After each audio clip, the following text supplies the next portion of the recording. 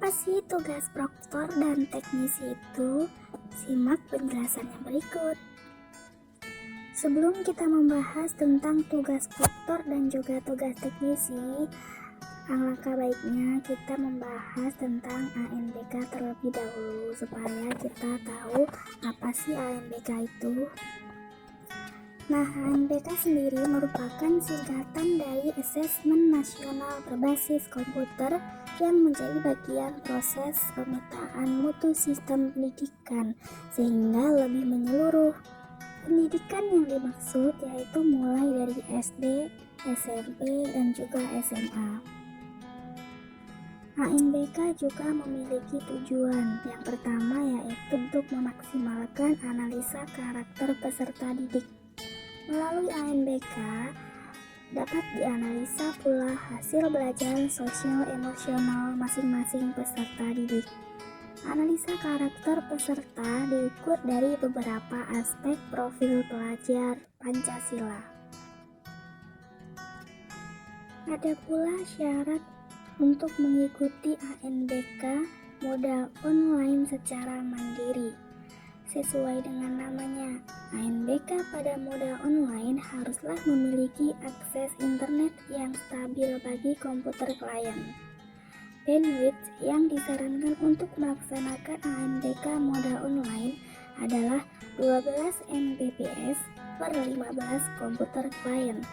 Selain komputer klien, ANBK modal online juga harus mempunyai sebuah komputer proktor yang berguna untuk pengecekan data siswa.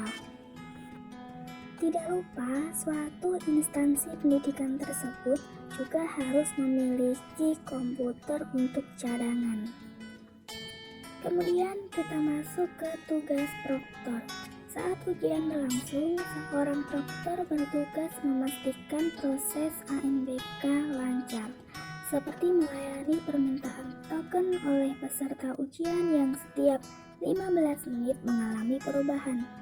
Maka tugas proktor untuk membacakannya kepada peserta yang riset, karena hanya proktorlah yang mengetahui apa isi token dari masing-masing klien. Dan apabila menemukan kendala pada klien, tugas proktor juga dibutuhkan, yaitu untuk menulis berita acara. Berita acara tersebut hanya bisa ditulis oleh proktor menggunakan komputer proktor tersebut.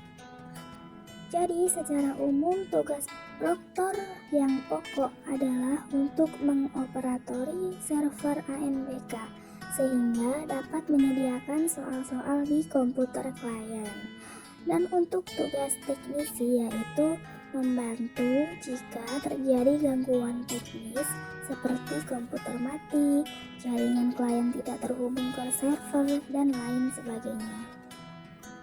Karena pada saat proses ANBK bisa saja terjadi masalah server. Nah, disitulah teknisi itu diperlukan atau dibutuhkan.